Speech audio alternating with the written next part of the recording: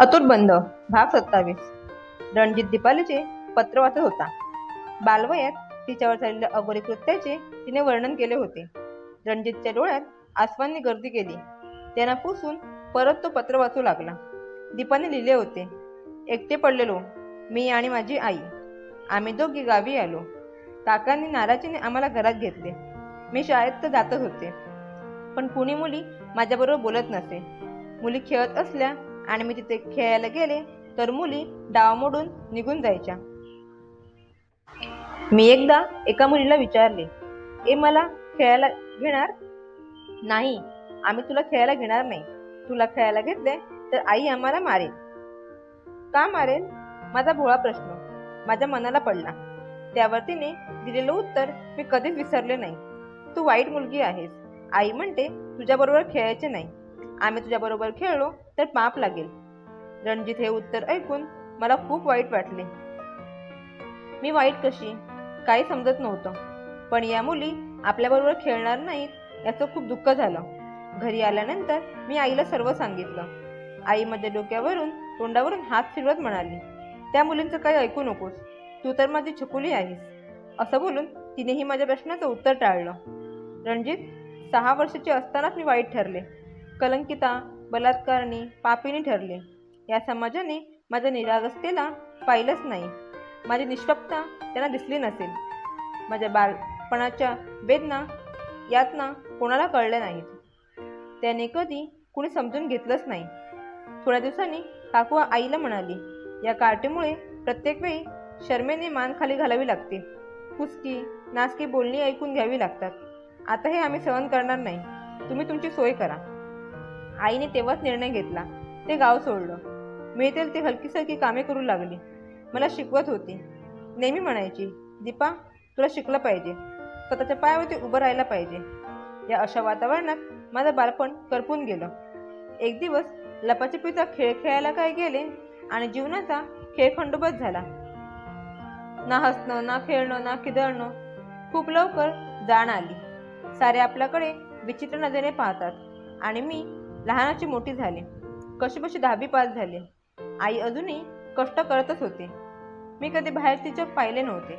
नोकरी करायची इच्छा होती, पण त्यासाठी मी प्रयत्न करणं शक्य नव्हतं. आई कामाला होती. त्या बाईने ओळखीने महेंद्र कंपनीत सर्व्हिसला लागले. आई आता खूप थकली होती.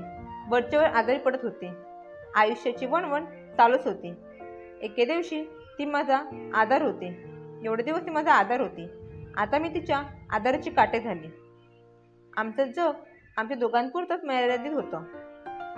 लहानपणी तरुणांबद्दल बसलेली अडी तिरस्कार कायम राहिली. मला तर कोणाबरोबर बोलल्याचे आठवतही नाही. कंपनीत बायका जास्त होत्या. कधीतरी साहेब रागाने काही बोलत. तेवढाच माझा पुरुषांबरोबर संबंध. मोकळेपणाने बोलले की तुमच्याबरोबर. रणजित, कळली माझी कर्मकहाणी. असं जीवन मी जगले ज्यामध्ये जिवंतपणा नव्हता. उमलण्यापूर्वीच कळी कुस्करली गेली. स्त्रीत्व काय असतं हे समजण्याआधीच ते कलंकित झालं होतं. आम्ही कसं जीवन जगलो ते आमचं आम्हालाच माहीत. आई जगत होती माझ्यासाठी आणि मी जगत होते आईसाठी. जेव्हा आई खूप आजारी पडली, मी तिला औषधही देऊ शकले नाही. जेवढा पैसा नव्हता माझ्याकडे. रणजित, त्या आजारपणात माझी आई मला सोडून गेली. मी कधी तिला खळखळून हसताना पाहिले नाही. माझ्या काळजीने तिची प्राणज्योत विझून गेली. आणि त्यावेळी मी ठरवले, आपणही हे निरर्थक जीवन संपवायचे. पण तसं होणार नव्हतं. माझ्या आयुष्यात एक देव माणूस आला. एका छोट्या अपघाताने माझी आणि तुमच्या बाबांची ओळख झाली होती. त्यांना माझी आई केल्याचं समजलं आणि ते आमच्या घरी आले माझं सांत्वन करण्यासाठी. माझ्या जगात कोणी नाही समजल्यानंतर त्याने मला आपली मानसकन्या मानली आणि इथे या घरात आणलं. रणजित, त्यापुढचं तुम्हाला सर्व माहितीच आहे. आता राहिला फक्त एकच प्रश्न. तुम्ही तुमचं प्रेम सांगितलं आणि मी दचकले. तुमच्यासारख्या सुविद्य, सुशिक्षित, सुसंस्कृत घराण्यातला डॉक्टर मुलाला किती चांगली मुलगी मिळेल. पण तुम्ही माझ्याकडे पाहिलं. अनाथ, कलंकिता, पापिणी ठरलेली मी. तुम्ही तुमच्या प्रेमाची झोळी माझ्या पदरात ओतत होता. पण मी तुमचं कसं प्रेम स्वीकारणार होते? माझ्या कलंकित व फाटक्या पदरात ते अशक्यच होतं. तुमच्या पवित्र निष्कलंक प्रेमाला मी निष्पापपणे सामोरे जाऊ शकत नव्हते. माझं मन मला बजावत होतं, तुला रणजितचं प्रेम स्वीकारण्याचा अधिकार नाही. म्हणून क्षणाचा विलंब न लावता मी तुम्हाला नकार दिला. मला तुम्हाला फसवायचे नव्हते. रणजित, आता मी जे लिहिले आहे ते पूर्ण सत्य आहे. या व्यतिरिक्त माझ्या जीवनाने कुठलं वळण घेतलं नव्हतं. समाजाने मला काहीही समजू दे, मी स्वतःला कधी दोषी समजत नाही. जे माझ्या हातून नव्हतं त्यासाठी मी स्वतःला कशाला बोललो. कळायला लागल्यापासून मी कोणतेही पाप केलं नाही. रणजित, तुम्ही माझ्यावरती व माझ्या आईवरती जो आरोप केला तो धादांत खोटा आहे. असलं कधीच होणार नाही. खूप यातना झाल्या मला. जाऊ दे, त्याची आता परत चर्चा कशाला. खूप लिहिले. मुख्य उद्देश माझं जीवन, माझा भूतकाळ तुम्हाला कळावा एवढाच होता. कळले ना? रणजित हे सर्व वाचून सर्द झाला. छे छे, आपण फार घोर अपराध केला दीपाचा. बिचाराने किती सहन केले आहे आणि आपण मीराचे ऐकून वाटेल ते बोललो. अरे हे काय, पुढच्या पानावर आणखीन काहीतरी लिहिलेलं दिसतंय. तिने पान पलटलं, पुढे वाचू लागला. रणजित, वास्तविक माझं लिखाण कालच आवडतं घेतलं होतं, पण आज तुमचा मित्र आला आहे आणि त्याच्या तोंडून मी प्रमोद ढोलकी याचं नाव ऐकलं, त्याचा इतिहास ऐकला आणि माझं रक्त तापलं.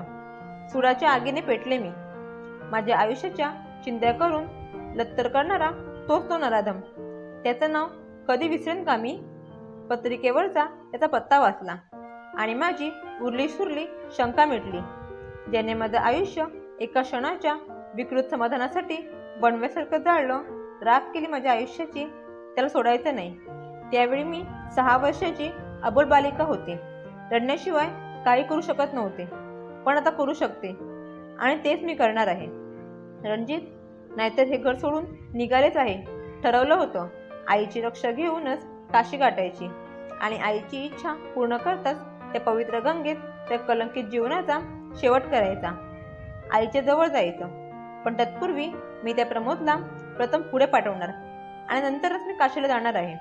त्या पापाच्या रक्ताने माखलेलं हात धुवायला. त्याला मारण्याचे वाईट वाटणार नाही, उलट समाजातील एक कीड मी ठेचणार, याचा मला आनंदच होणार आहे. त्याच आनंदात मी माझ्या जीवनाचा अस्त करणार आहे. बरं, खूप लिहिलं. तुम्ही घरी परतण्यापूर्वी मला जायचे आहे. तुम्हाला माझं तोंड बघायचं नाही, हे लक्षात आहे माझ्या. रणजित, बाबांना सांभाळा, ते देव माणूस आहेत. सुखी राहा. दीपाली. रणजितच्या डोळ्यातून अश्रू वाहत होते. तो सुन्न झाला होता. दीपाने त्याला मारलाय. त्याच्या लग्नाच्या दिवशी म्हणजे दीपाने आपलं म्हणणं खरं केलं, पण पेपरमध्ये तर त्या खुनी स्त्रीचं नाव रंजना आहे. म्हणजे दीपाने आपलं नाव दुसरंच सांगितलं की काय? दीपा, काय केलंस हे? काय केलंस? डॅडींना सांगायला पाहिजे. ते नक्कीच दीपाला सोडवण्याचा प्रयत्न करतील. बरं झालं आपले डॅडी वकील आहेत. रणजित उठला. डॅडी, दीपाचा पत्ता लागला. कसा? कुठे आहे ती? डॅडी, तिने प्रमोद ढोलकी याचा खून केला आहे.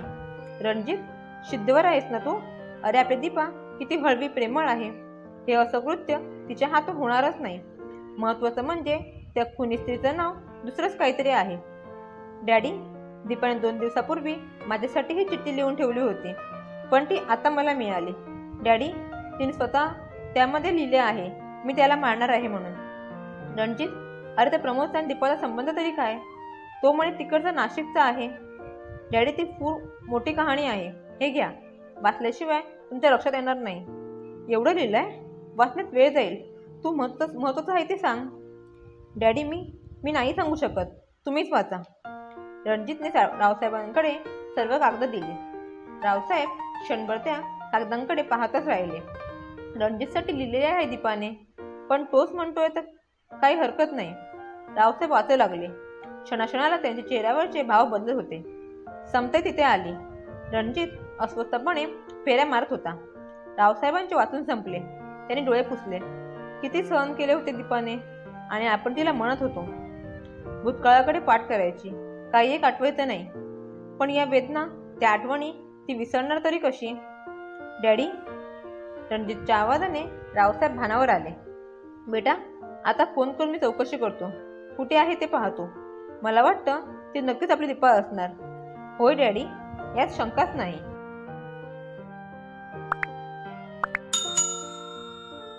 श्रोते हो, या कथेचा पुढचा भाग पाहण्यासाठी उजवीकडे दिलेल्या लिंकवर क्लिक करा। इथे तुम्हाला पुढचा भाग मिळून जाईल। तसेच चॅनलवर नवीन असाल तर लोगोवर क्लिक करून चॅनलला सबस्क्राइब करा। कथा आवडली असल्यास लाईक, शेअर आणि कमेंट करा। धन्यवाद।